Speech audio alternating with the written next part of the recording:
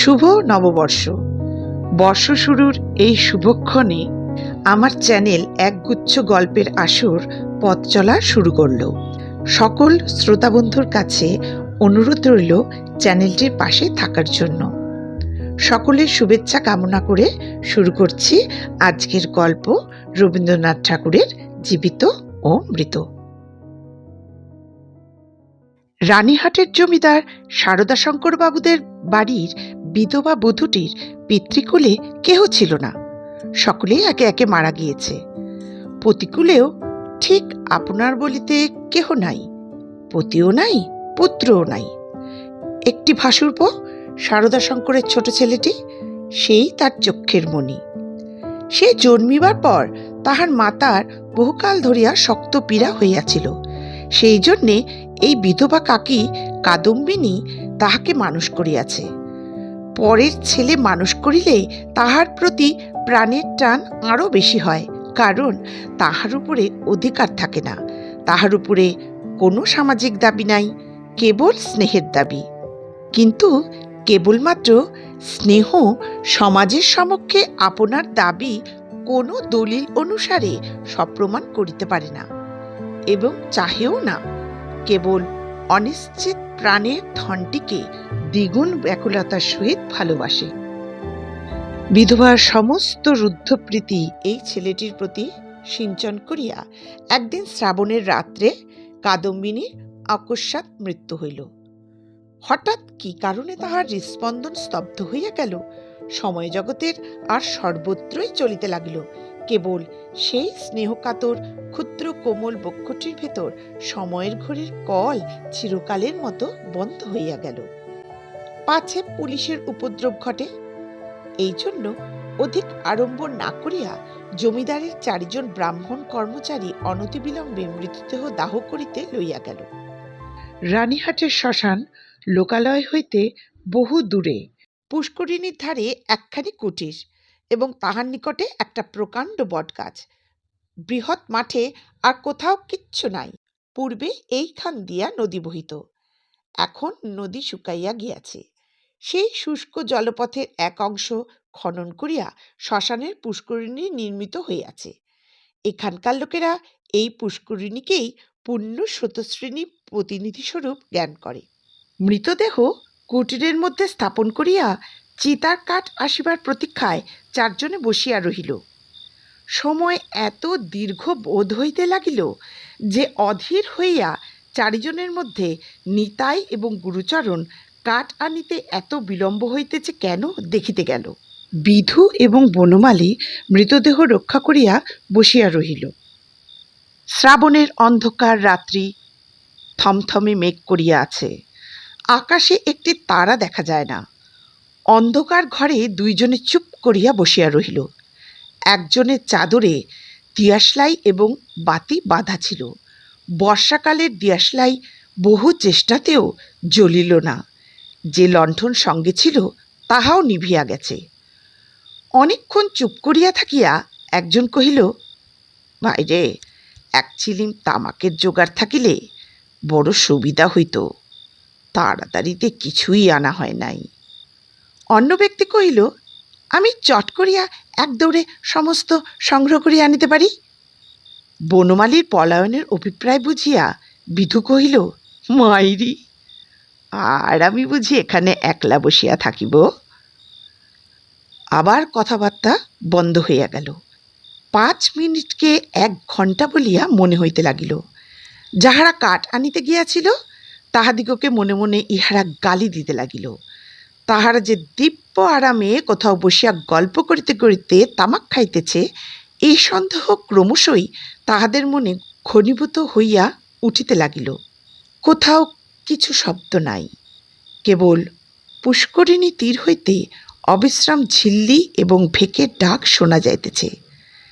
এমন সময় মনে হইল যেন খাটটা ঈষৎ নড়িল, যেন মৃতদেহ পাশ ফিরিয়া শুইল। বিধু এবং বনমালী রাম নাম জপিতে জপিতে কাঁপিতে লাগিল। হঠাৎ ঘরের মধ্যে একটা দীর্ঘ নিঃশ্বাস শোনা গেল। বিধু এবং বনমালী এক মুহূর্তে ঘর হইতে লম্ফ দিয়া বাহির হইয়া গ্রামের অভিমুখে দৌড় দিল।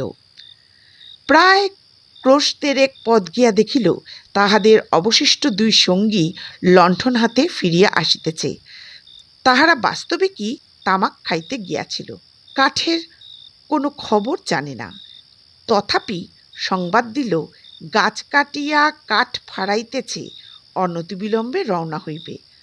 তখন বিধু এবং বনমালী কুটিরের সমস্ত ঘটনা বর্ণনা করিল।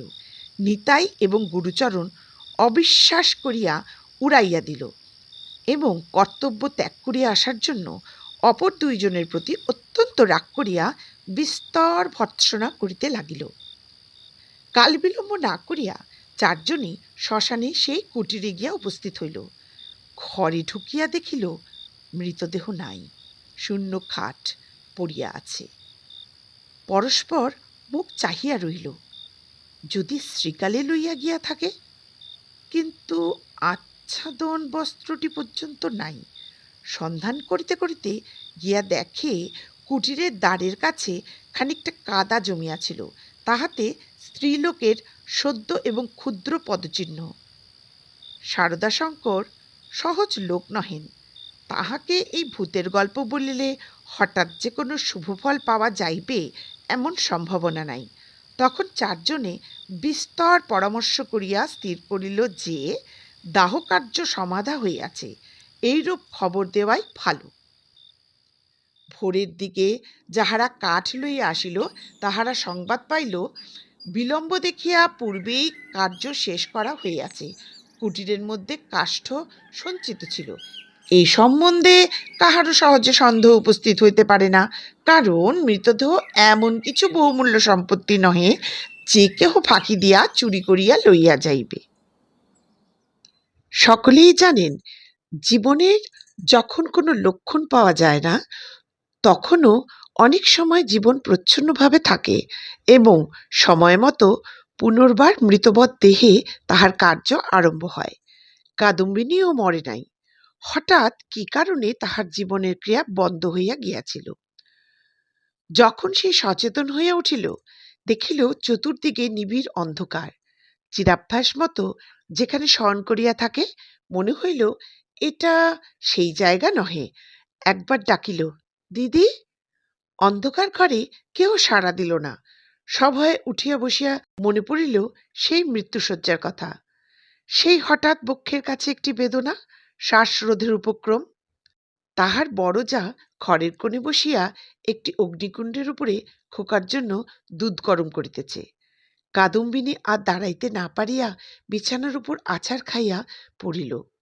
রুদ্ধ কণ্ঠে বলিল, দিদি, একবার খোকাকে আনিয়া দাও, আমার প্রাণ কেমন করিতেছে। তাহার পর সমস্ত কালো হইয়া আসিল, যেন একটি লেখা খাতার উপরে দোয়াত শুদ্ধ কালি গড়াইয়া পড়িল। কাদম্বিনীর সমস্ত স্মৃতি এবং চেতনা, বিশ্বগ্রন্থের সমস্ত অক্ষর এক মুহূর্তে একাকার হইয়া গেল। খোকা তাহাকে একবার শেষবারের মতো তাহার সে সুমিষ্ট ভালোবাসার স্বরে কাকিমা বলিয়া ডাকিয়াছিল কিনা, তাহার অনন্ত অজ্ঞান মরণযাত্রার পথে চিরপরিচিত পৃথিবী হইতে এই শেষ স্নেহপাথেয়টুকু সংগ্রহ করিয়া আনিয়াছিল কিনা, বিধবার তাহাও মনে পড়ে না। প্রথমে মনে হইল জমালয় বুঝি এইরূপ চিরনির্জন এবং চিরান্ধকার। সেখানে কিছুই দেখবার নাই, কাজ করিবার নাই, কেবল চিরকাল এইরূপ জাগিয়া উঠিয়া বসিয়া থাকিতে হইবে। তাহার পর যখন মুক্ত দ্বার দিয়া হঠাৎ একটা ঠান্ডা বাদলার বাতাস দিল এবং বর্ষার ভেকের ডাক কানে প্রবেশ করিল, তখন এক মুহূর্তে তাহার এই স্বল্প জীবনের আশৈশব সমস্ত বর্ষার স্মৃতি ঘনীভূতভাবে তাহার মনে উদয় হইল এবং পৃথিবীর নিকট সংস্পর্শ সে অনুভব করিতে পারিল। একবার বিদ্যুৎ চমকাইয়া উঠিল। সম্মুখে পুষ্করিণী, বটগাছ, বৃহৎ মাঠ এবং সুদূর তরুশ্রেণী এক পলকে চোখে পড়িল। মনে পড়িল মাঝে মাঝে পুণ্যতিথি উপলক্ষে এই পুষ্করিণীতে আসিয়া স্নান করিয়াছে এবং মনে পড়িল সেই সময় এই শ্মশানে মৃতদেহ দেখিয়া, মৃত্যুকে দেখিয়া কি ভয়ানক মনে হইত। প্রথমেই মনে হইল বাড়ি ফিরিয়া যাইতে হইবে, কিন্তু তখনই ভাবিল আমি তো বাঁচিয়া নাই, আমাকে বাড়িতে লইবে কেন? সেখানে যে অমঙ্গল হইবে, জীবরাজ্য হইতে আমি যে নির্বাসিত হয়ে আসিয়াছি, আমি যে আমার প্রেতাত্মা। তাই যদি না হইবে, তবে সে এই অর্ধরাত্রে সারদা শঙ্করের সুরক্ষিত অন্তঃপুর হইতে এই দুর্গম শ্মশানে আসিল কেমন করিয়া? এখনো যদি তার অন্ত্যেষ্টিক্রিয়া শেষ না হইয়া গিয়া থাকে, তবে দাহ করিবার লোকজন গেল কোথায়? সারদা শঙ্করের আলোকিত গৃহে তাহার মৃত্যুর শেষ মুহূর্ত মনে পড়িল। তাহার পরে এই বহু দূরবর্তী জনশূন্য অন্ধকার শ্মশানের মধ্যে আপনাকে একাকিনী দেখিয়া সে জানিল, আমি এ পৃথিবীর জনসমাজের আর কেহ নই। আমি অতি ভীষণ অকল্যাণকারিণী, আমি আমার প্রেতাত্মা। এই কথা মনে উদয় হইবার মাত্রই তাহার মনে হইল তাহার চতুর্দিক হইতে বিশ্বনিয়মের সমস্ত বন্ধন যেন ছিন্ন হইয়া গিয়াছে, যেন তাহার অদ্ভুত শক্তি, অসীম স্বাধীনতা, যেখানে ইচ্ছা যাইতে পারে, যাহা ইচ্ছা করিতে পারে। এই অভূতপূর্ব নতুন ভাবের আবির্ভাবে সে উন্মত্তের মতো হইয়া হঠাৎ একটা দমকা বাতাসের মতো ঘর হইতে বাহির হইয়া অন্ধকার শ্মশানের উপর দিয়া চলিল। মনে লজ্জা, ভয়, ভাবনার লেশমাত্র রইল না। চলিতে চলিতে চরণ শ্রান্ত, দেহ দুর্বল হইয়া আসিতে লাগিল। মাঠের পর মাঠ আর শেষ হয় না, মাঝে মাঝে ধান্যক্ষেত্র, কোথাও বা এক হাঁটু জল দাঁড়াইয়া আছে। যখন ভোরের আলো আর অল্প অল্প দেখা দিয়াছে, তখন অদূরে লোকালয়ে বাঁশঝাড় হইতে দুটো একটা পাখির ডাক শোনা গেল। তখন তাহার কেমন ভয় করিতে লাগিল। পৃথিবীর সহিত, জীবিত মনুষ্যের সহিত এখন তাহার কিরূপ নতুন সম্পর্ক দাঁড়াইয়াছে সে কিছু জানে না। যতক্ষণ মাঠে ছিল, শ্মশানে ছিল, শ্রাবণ রজনীর অন্ধকারের মধ্যে ছিল, ততক্ষণ সে যেন নির্ভয়ে ছিল, যেন আপন রাজ্যে ছিল। দিনের আলোকে লোকালয়ে তাহার পক্ষে অতি ভয়ঙ্কর স্থান বলিয়া বোধ হইল। মানুষ ভূতকে ভয় করে, ভূতও মানুষকে ভয় করে। মৃত্যু নদীর দুই পারে দুইজনের বাস। কাপড়ে কাদা মাখিয়া অদ্ভুত ভাবের বশে ও রাত্রি জাগরণে পাগলের মতো হইয়া কাদম্বিনীর যেরূপ চেহারা হইয়াছিল, তাহাতে মানুষ তাহাকে দেখিয়া ভয় পাইতে পারিত, এবং ছেলেরা বোধ হয় দূরে পালাইয়া গিয়া তাহাকে ঢেলা মারিত। সৌভাগ্যক্রমে একটি পথিক ভদ্রলোক তাহাকে সর্বপ্রথমে এই অবস্থায় দেখিতে পায়। সে আসিয়া কহিল, মা, তোমাকে ভদ্রকুলবধূ বলিয়া বোধ হইতেছে। তুমি এই অবস্থায় একলা পথে কোথায় চলিয়াছ? কাদম্বিনী প্রথমে কোনো উত্তর না দিয়া তাকাইয়া রহিল। হঠাৎ কিছুই ভাবিয়া পাইল না। সে যে সংসারের মধ্যে আছে, তাহাকে যে ভদ্রকুলবধূর মতো দেখাইতেছে, গ্রামের পথে পথিক তাহাকে যে প্রশ্ন জিজ্ঞাসা করিতেছে, এই সমস্তই তাহার কাছে অভাবনীয় বলিয়া বোধ হইল। পথিক তাহাকে পুনশ্চ কহিল, চলো মা, আমি তোমাকে ঘরে পৌঁছাইয়া দিই। তোমার বাড়ি কোথায় আমাকে বলো। কাদম্বিনী চিন্তা করিতে লাগিল। শ্বশুর বাড়ি ফিরিবার কথা মনে স্থান দেওয়া যায় না, বাপের বাড়ি তো নাই। তখন ছেলেবেলার সবাইকে মনে পড়িল। সই যোগমায়ার সহিত যদিও ছেলেবেলা হইতেই বিচ্ছেদ, তথাপি মাঝে মাঝে চিঠিপত্র চলে। এক এক সময় রীতিমতো ভালোবাসার লড়াই চলিতে থাকে। কাদম্বিনী জানাইতে চাহে ভালোবাসা তাহার দিকেই প্রবল। যোগমায়া জানাইতে চাহে কাদম্বিনী তাহার ভালোবাসা যথোপযুক্ত প্রতিদান দেয় না। কোন সুযোগে একবার উভয় মিলন হইতে পারিলে যে একদণ্ড কেহ কাহাকে চোখের আড়াল করিতে পারিবে না, এই বিষয়ে কোনো পক্ষেরই কোনো সন্দেহ ছিল না। কাদম্বিনী ভদ্রলোকটিকে কহিল, নিশিন্দাপুরে শ্রীপতিচরণবাবুর বাড়ি যাইব। পথিক কলিকাতায় যাইতেছিলেন। নিশিন্দাপুর যদিও নিকটবর্তী নহে, তথাপি তাহার গম্যপথেই পড়ে। তিনি স্বয়ং বন্দোবস্ত করিয়া কাদম্বিনীকে শ্রীপতিচরণবাবুর বাড়ি পৌঁছাইয়া দিলেন। দুই সইয়ে মিলন হইল। প্রথমে চিনিতে একটু বিলম্ব হইয়াছিল, তাহার পরে বাল্য সাদৃশ্য উভয়ের চক্ষে ক্রমশই পরিস্ফুট হইয়া উঠিল। যোগমায়া কহিল, ওমা, আমার কি ভাগ্য! তোমার যে দর্শন পাইব এমন তো আমার মনেই ছিল না। কিন্তু ভাই, তুমি কি করিয়া আসিলে? তোমার শ্বশুর বাড়ির লোকেরা যে তোমাকে ছাড়িয়া দিল। কাদম্বিনী চুপ করিয়া রহিল। অবশেষে কহিল, ভাই, শ্বশুর বাড়ির কথা আমাকে জিজ্ঞাসা করিও না। আমাকে দাসীর মতো বাড়ির এক প্রান্তে স্থান দিও, আমি তোমাদের কাজ করিয়া দিব। যোগমায়া কহিল, ওমা, সে কি কথা! দাসীর মতো থাকিবে কেন? তুমি আমার সই, তুমি আমার ইত্যাদি। এমন সময় শ্রীপতি ঘরে প্রবেশ করিল। কাদম্বিনী খানিকক্ষণ তাহার মুখের দিকে তাকাইয়া ধীরে ধীরে ঘর হইতে বাহির হইয়া গেল। মাথায় কাপড় দেওয়া বা কোনরূপ সংকোচ বা সম্ভ্রমের লক্ষণ দেখা গেল না। পাছে তাহার সইয়ের বিরুদ্ধে শ্রীপতি কিছু মনে করে, এর জন্য ব্যস্ত হইয়া যোগমায়া নানান রূপে তাহাকে বুঝাইতে আরম্ভ করিল। কিন্তু এতই অল্প বুঝাইতে হইল এবং শ্রীপতি এত সহজে যোগমায়ার সমস্ত প্রস্তাবে অনুমোদন করিল যে যোগমায়া মনে মনে বিশেষ সন্তুষ্ট হইল না। কাদম্বিনী সইয়ের বাড়িতে আসিল, কিন্তু সইয়ের সঙ্গে মিশিতে পারিল না। মাঝে মৃত্যুর ব্যবধান। আত্মসম্বন্ধে সর্বদা একটা সন্দেহ এবং চেতনা থাকিলে পরের সঙ্গে মেশা যায় না। কাদম্বিনী যোগমায়ার মুখের দিকে যায় এবং কি যেন ভাবে। মনে করে স্বামী এবং ঘরকন্যা লইয়া ও যেন বহু দূরে আরেক জগতে আছে। স্নেহ, মমতা এবং সমস্ত কর্তব্য লইয়া ও যেন পৃথিবীর লোক, আর আমি যেন শূন্য ছায়া। ও যেন অস্তিত্বের দেশে, আর আমি যেন অনন্তের মধ্যে। যোগমায়ারও কেমন যেন লাগিল, কিছুই বুঝতে পারিল না। স্ত্রীলোক রহস্য সহ্য করতে পারে না, কারণ অনিশ্চিতকে লইয়া কবিত্ব করা যায়, বীরত্ব করা যায়, পাণ্ডিত্য করা যায়, কিন্তু ঘরকন্যা করা যায় না। এই জন্য স্ত্রীলোক যেটা বুঝিতে পারে না, হয় সেটার অস্তিত্ব বিলোপ করিয়া তাহার সহিত কোনো সম্পর্ক রাখে না, নয় তাহাকে স্বহস্তে নূতন মূর্তি দিয়া নিজের ব্যবহারযোগ্য একটি সামগ্রী গড়িয়া তোলে।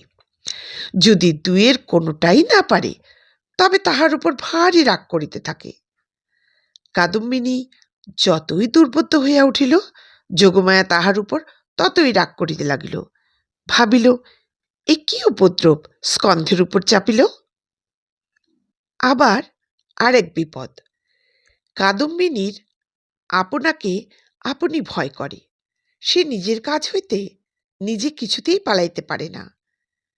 যাহাদের ভূতের ভয় আছে, তাহারা আপনার পশ্চাৎ দিগকে ভয় করে। যেখানে দৃষ্টি রাখিতে পারে না, সেখানেই ভয়। কিন্তু কাদম্বিনীর আপনার মধ্যে সর্বাপেক্ষা বেশি ভয়, বাহিরে তার ভয় নাই। এই জন্য বিজন দ্বীপ্রহরে সে একা ঘরে এক একদিন চিৎকার করিয়া উঠিত এবং সন্ধ্যাবেলায় দীপালোকে আপনার ছায়া দেখিলে তাহার গা ছমছম করিতে থাকিত। তাহার এই ভয় দেখিয়া বাড়িশুদ্ধ লোকের মনে কেবল একটা ভয় জন্মিয়া গেল। চাকর দাসীরা এবং যোগমায়াও যখন তখন যেখানে সেখানে ভূত দেখিতে আরম্ভ করিল। একদিন এমন হইল, কাদম্বিনী অর্ধরাত্রে আপন শয়নগৃহ হইতে কাঁদিয়া বাহির হইয়া একেবারে যোগমায়ার গৃহদ্বারে আসিয়া কহিল, দিদি, দিদি, তোমার দুটি পায়ে পড়ি গো, আমায় একলা ফেলিয়া রাখিও না। যোগমায়া যেমন ভয়ও পাইল, তেমনি রাগও হইল।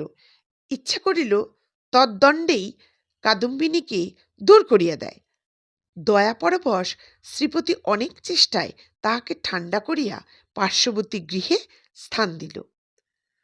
পরদিন অসময়ে অন্তঃপুরে শ্রীপতির তলব হইল। যোগমায়া তাহাকে আকস্মাৎ ভর্ৎসনা করিতে আরম্ভ করিল। হ্যাঁ গা, তুমি কেমন ধারা লোক! একজন মেয়ে মানুষ আপন শ্বশুর ঘর ছাড়িয়া তোমার ঘরে আসিয়া অধিষ্ঠান হইল, মাসখানেক হইয়া গেল, তবু যাইবার নাম করে না। আর তোমার মুখে যে একটি আপত্তি মাত্র শুনি না। তোমার মনের ভাবটা কি বুঝায় বলো দেখি। তোমরা পুরুষ মানুষ এমনই জাতি বটে। বাস্তবিক সাধারণ স্ত্রী জাতির পরে পুরুষ মানুষের একটা নির্বিচার পক্ষপাত আছে, এবং সেজন্য স্ত্রীলোকেরাই তাহাদেরকে অধিক অপরাধী করে। নিঃসহায় অথচ সুন্দরী কাদম্বিনীর প্রতি শ্রীপতির করুণা যে যথোচিত মাত্রার চেয়ে কিঞ্চিত অধিক ছিল, তাহার বিরুদ্ধে তিনি যোগমায়ার গাত্রস্পর্শপূর্বক শপথ করিতে উদ্যত হইলেও তাহার ব্যবহারে তাহার প্রমাণ পাওয়া যাইত। তিনি মনে করিতেন, নিশ্চয়ই শ্বশুরবাড়ির লোকেরা এই পুত্রহীনা বিধবার প্রতি অন্যায় অত্যাচার করিত, তাই নিতান্ত সহ্য করিতে না পারিয়া পলাইয়া কাদম্বিনী আমার আশ্রয় লইয়াছে। যখন ইহার বাপ মা কেহই নাই, তখন আমি ইহাকে কি করিয়া ত্যাগ করি?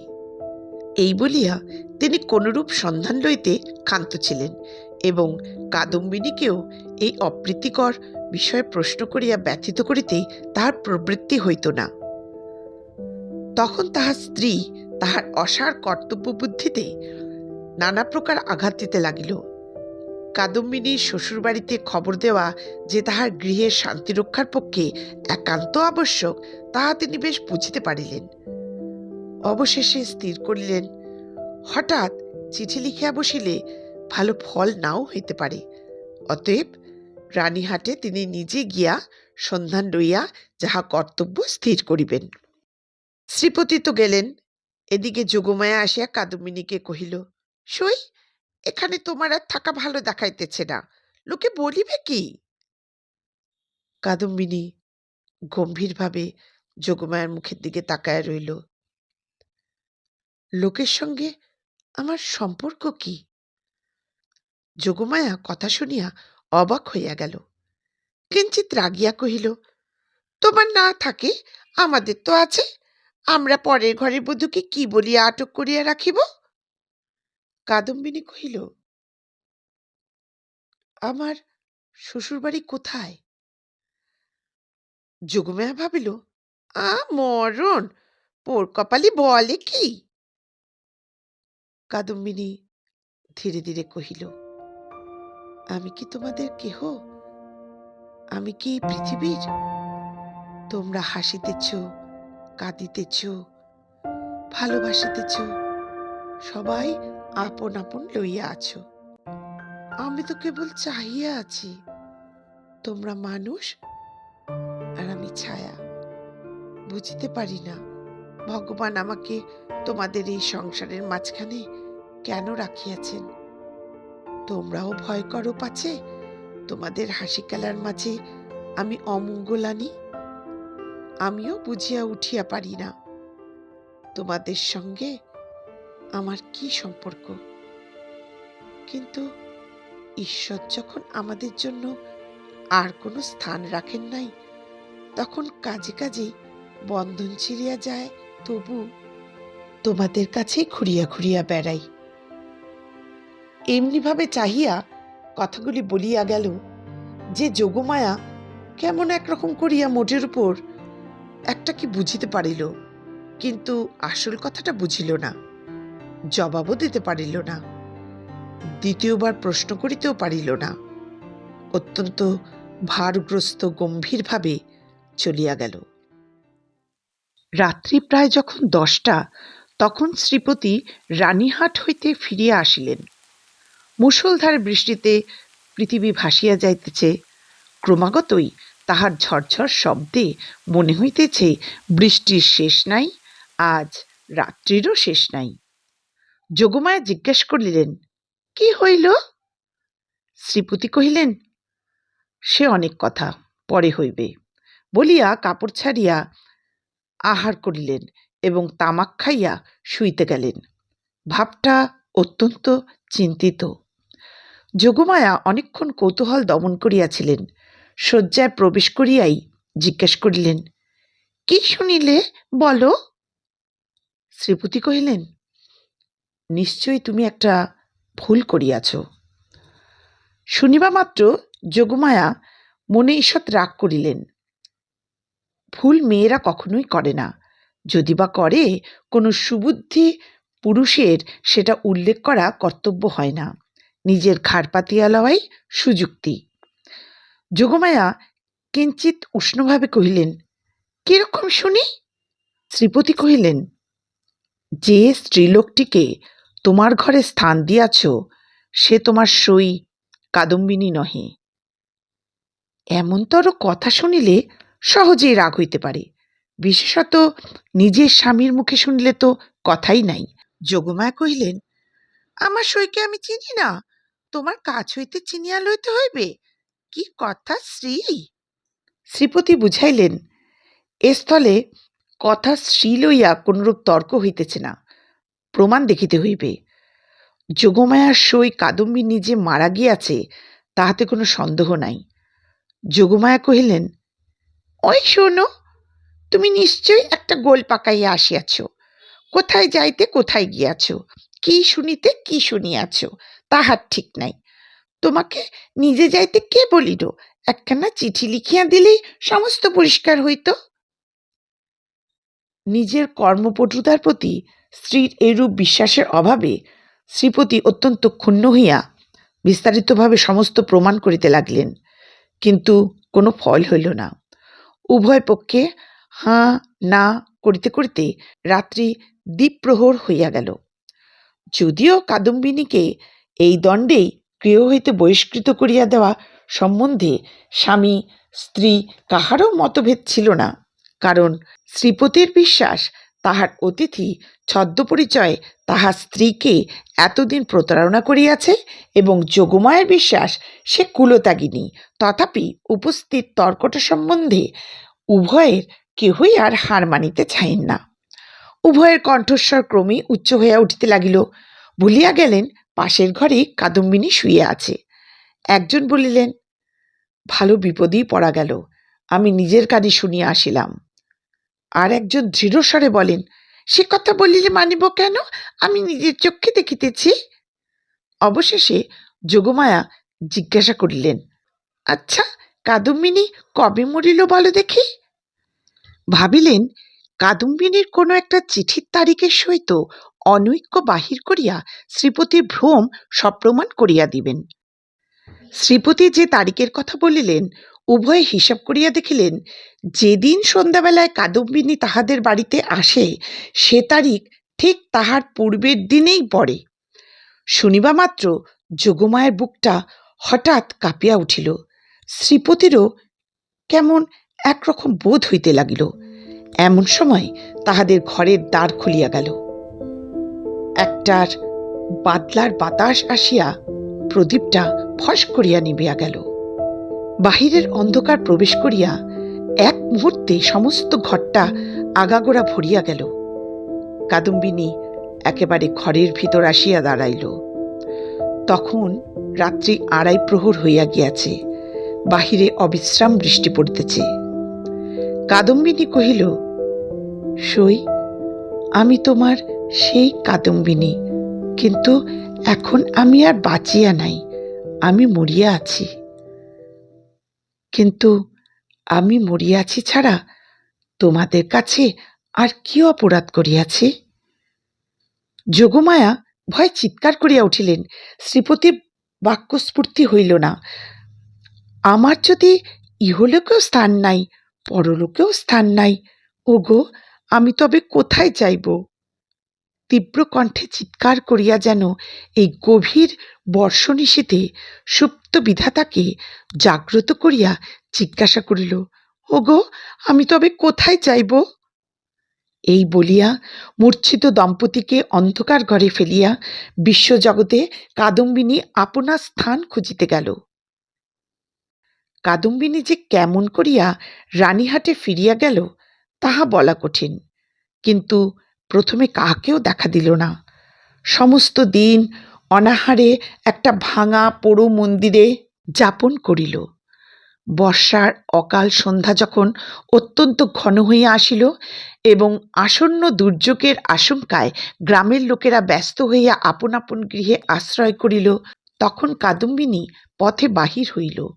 শ্বশুরবাড়ির দ্বারে গিয়া একবার তাহার হৃৎকম্প উপস্থিত হইয়াছিল, কিন্তু মস্ত ঘোমটা টানিয়া যখন ভেতরে প্রবেশ করিল, দাসীভ্রমে দাড়িরা কোনরূপ বাধা দিল না। এমন সময় বৃষ্টি খুব চাপিয়া আসিল, বাতাসও বেগে বহিতে লাগিল। তখন বাড়ির গৃহিণী শারদাশঙ্করের স্ত্রী তাহার ননদের সহিত তাস খেলিতেছিলেন। ঝি ছিল রান্নাঘরে এবং পীড়িত খোকা জ্বরের উপশমে শয়নগৃহে বিছানায় ঘুমাইতেছিল।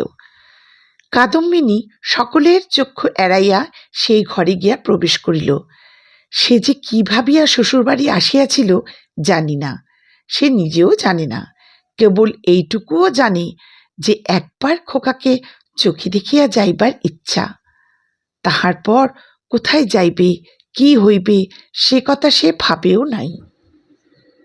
দীপালোকে দেখিল রুগ্ন শীর্ণ খোকা হাত মুঠা করিয়া ঘুমাইয়া আছে। দেখিয়া উত্তপ্ত হৃদয় যেন তৃষ্ণাতুর হইয়া উঠিল।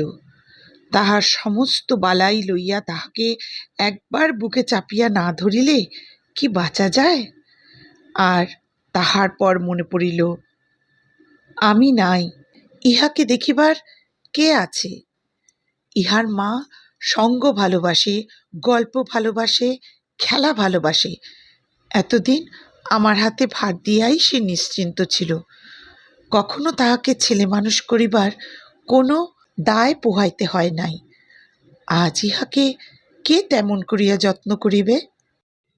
এমন সময় খোকা হঠাৎ পাশ ফিরিয়া অর্ধনিদ্রিত অবস্থায় বলিয়া উঠিল, কাকিমা, জল দে। আহ, মরিয়া যাই, সোনা আমার, তোর কাকিমাকে এখনো ভুলিস নাই? তাড়াতাড়ি কুজা হইতে জল গড়াইয়া লইয়া খোকাকে বুকের উপর তুলিয়া কাদম্বিনী তাহাকে জল পান করাইল।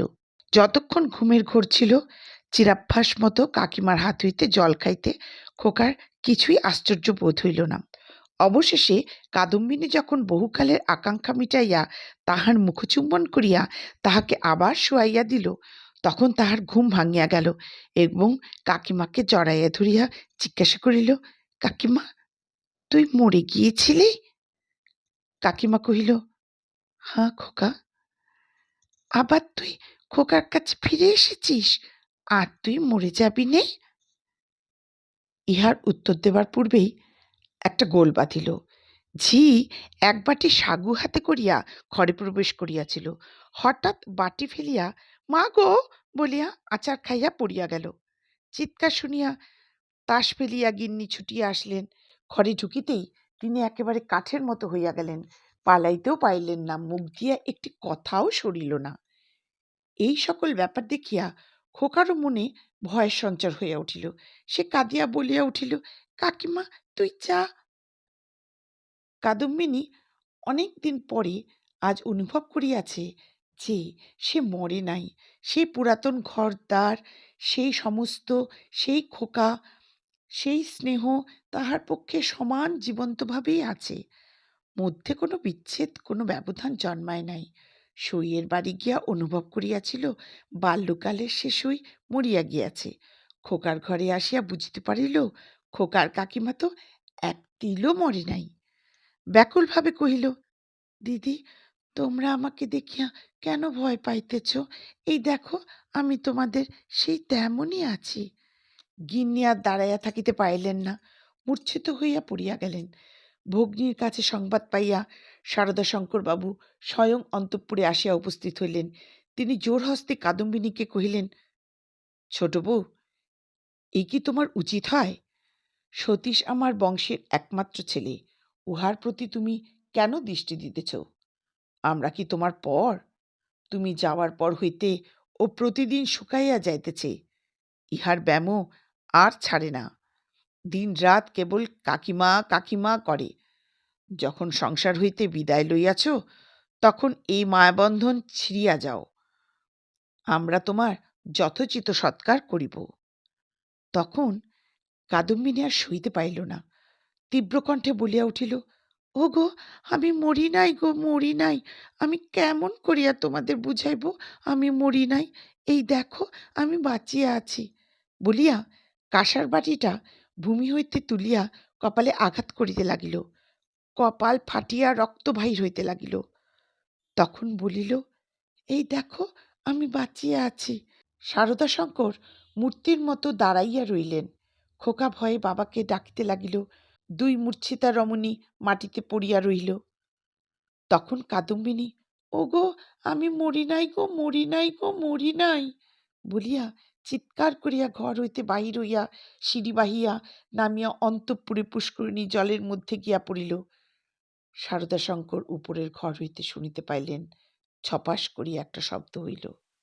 সমস্ত রাত্রি বৃষ্টি পড়িতে লাগিল। তাহার পরদিন সকালেও বৃষ্টি পড়িতেছে, মধ্যাহ্নেও বৃষ্টির বিরাম নাই।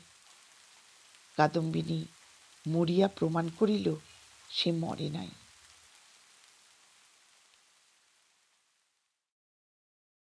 আজকের গল্প এখানেই শেষ হলো।